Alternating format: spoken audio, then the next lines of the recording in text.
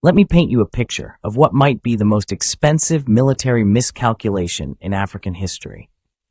We're talking about a campaign that would cost roughly $100 billion in today's dollars, making it Africa's largest military operation since World War II. This is Ethiopia's Red Star campaign of 1982, and it's a masterclass in how overwhelming force and resources don't guarantee success, something every CEO and business leader needs to understand. Think about this.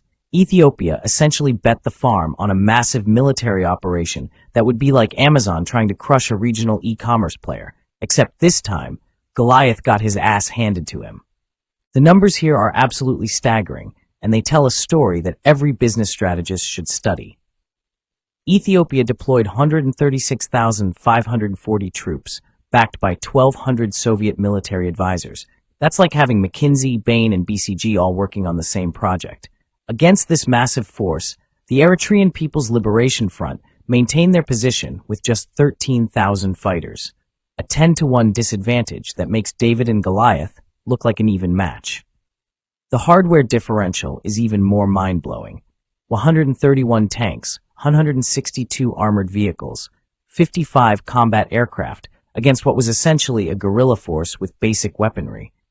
Let's break down the organizational structure here, because it's fascinating. On one side, you have the Ethiopian regime, backed by the Soviet Union. Imagine having today's equivalent of both Google and Microsoft supporting your startup takedown.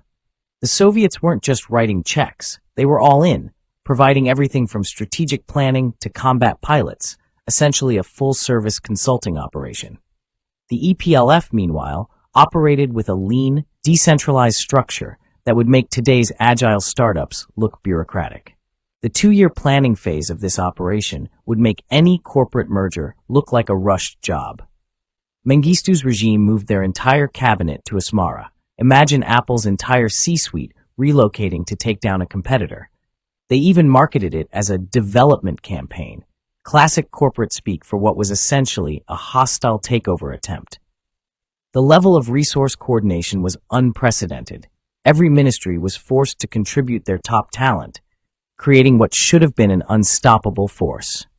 Here's where it gets interesting from a strategic perspective. The force disparity was almost comical.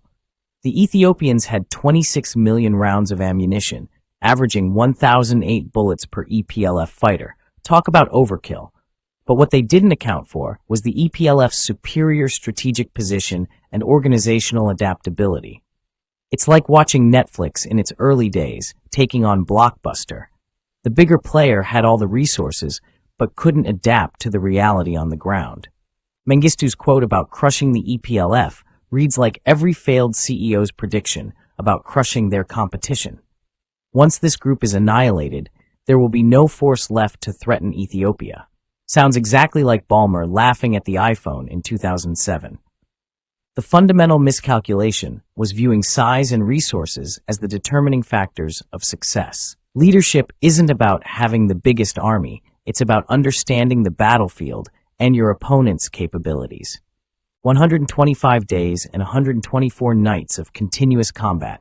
That's longer than most startups survive their first competitive onslaught. The EPLF lost 2,700 fighters and had 5,000 wounded, devastating numbers for a force of 13,000. But here's the kicker. They maintained their 400-kilometer defensive front while inflicting catastrophic losses on the Ethiopian forces. This wasn't just about absorbing punishment. It was about strategic positioning and maximizing defensive advantages. The Ethiopian forces' breaking point came from a classic strategic overreach. They couldn't sustain their advantage.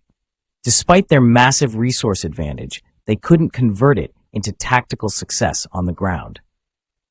This is the same pattern we see in market after market.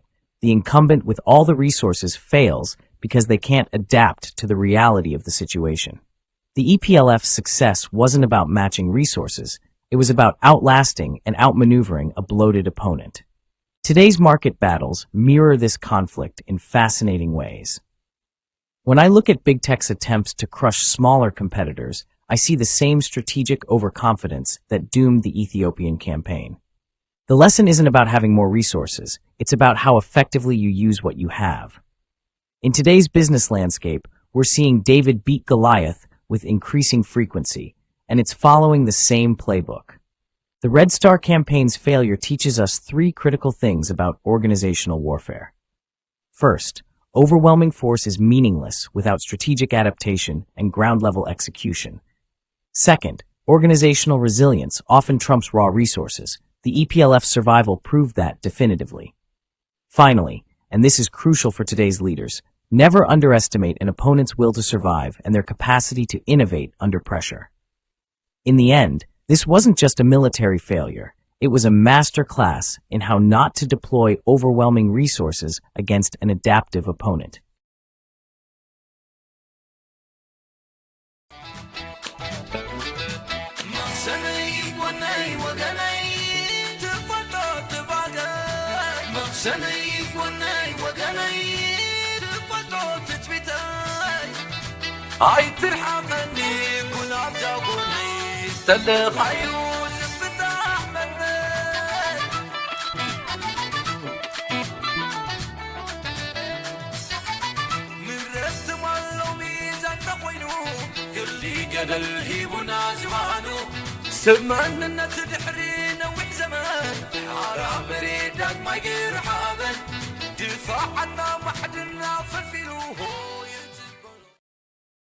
You know what's wild? We're about to dive into literally the biggest military operation in Africa since World War II. Yeah, and what makes it even more fascinating is that it happened in 1982 when Ethiopia launched this massive campaign called the Red Star Campaign against Eritrean forces. Think about this. It's like watching a heavyweight boxer going against a lightweight, but the lightweight has something special up their sleeve. I mean, when you look at the historical context, this wasn't just some random conflict. This was Ethiopia trying to deliver a knockout punch to crush the Eritrean independence movement once and for all. And what's really interesting is how this whole thing was positioned. They actually tried to mask it as a development campaign rather than a military operation. That's some serious strategic deception right there. And it really shows how much thought went into this whole operation. Let me throw some numbers at you that'll blow your mind. Ethiopia mobilized over 136,000 troops for this operation. And get this, they had 1,200 Soviet military advisors helping them plan and execute the whole thing. The equipment disparity is what really gets me. 131 tanks, 162 armored vehicles, 55 combat aircraft. The list goes on and on. But here's where it gets really interesting. The EPLF, they only had about 13,000 fighters. That's like, about a 10-to-1 ratio, and they were defending a 400-kilometer front line? And when you think about it in business terms, it's like a startup going up against a tech giant with unlimited resources. You know what really stands out about this whole operation? The fact that it took 2 years to plan. And it wasn't just Ethiopia doing the planning. They had the Soviet Union basically orchestrating the whole thing. Think about the level of detail here. They had Libya running supply missions, South Yemen providing experienced combat pilots. It's fascinating how they moved their entire cabinet to Asmara just to oversee this operation. But you know what's really interesting? Despite all this meticulous planning, they still couldn't account for the EPLF's resilience. Yeah, it's like that saying, no plan survives first contact with the enemy, right?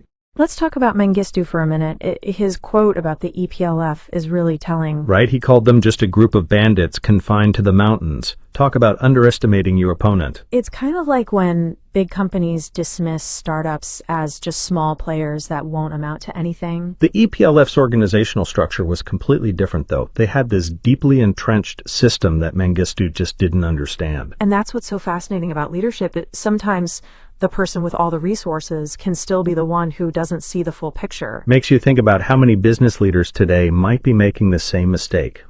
When you look at the equipment disparities, it's just mind-blowing. Ethiopia had everything money could buy. Yeah, we're talking state-of-the-art Soviet technology, hundreds of pieces of heavy artillery, thousands of machine guns. But the EPLF, they had something different. They had adaptability and guerrilla warfare tactics. It's like they wrote the book on how to turn your opponent's strength into a weakness.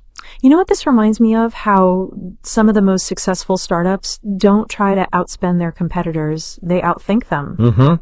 They find these clever ways to use their limitations as advantages. Here's a crazy stat. The Ethiopian forces fired over 26 million rounds of ammunition during this campaign. That works out to about 1,008 bullets per EPLF fighter. Can you imagine that kind of resource expenditure? But what's really interesting is how the EPLF managed to maintain their defense with such limited resources. It's like they were running the ultimate lean operation, making every bullet, every supply count. You know, in startup terms, this is like burning through venture capital versus bootstrapping. Sometimes having fewer resources forces you to be more creative and efficient with what you have. The human cost of this campaign was staggering. 2,700 EPLF fighters lost their lives. And another 5,000 were injured. We're talking about massive casualties for such a small force.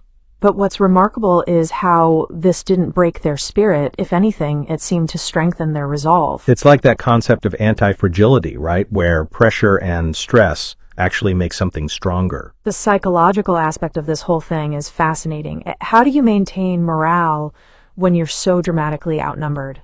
I think it comes down to having an unshakable belief in what you're fighting for. The campaign lasted 125 days and 124 nights. Just think about that intensity. And what's incredible is that each day, the EPLF managed to hold their ground despite the overwhelming force against them. You can almost pinpoint the moment when Ethiopia realized their strategy wasn't working. It's like watching a startup pivot when they realize their initial approach isn't getting the results they need. The difference is, in this case, the smaller force didn't need to pivot. They just needed to stay true to their strategy. And that consistency, that unwavering focus, ultimately proved to be the winning factor. When you look at organizations that survive against impossible odds, there's always this common thread of resilience. The EPLF didn't just have fighters, they had a complete organizational structure that could withstand massive pressure. It's fascinating how they managed to maintain their effectiveness even when everything was stacked against them. You know what's really interesting? They didn't try to match Ethiopia's strength. They found ways to make their weakness work for them. That's something every entrepreneur needs to understand. Sometimes your perceived weaknesses can become your greatest advantages. And it's about playing the long game, not just surviving the immediate battle. So when we look at this campaign through a modern lens, there are so many lessons for today's business leaders. Like how having more resources doesn't guarantee success. It's about how effectively you use what you have. And the importance of really understanding your opponent instead of just dismissing them based on their size. Think about all the startups that have disrupted major industries. They're all examples of this same dynamic. The key seems to be finding that perfect balance between conviction in your mission and adaptability in your execution. And maybe most importantly, never underestimating the power of a smaller, more focused force that truly believes in what they're doing.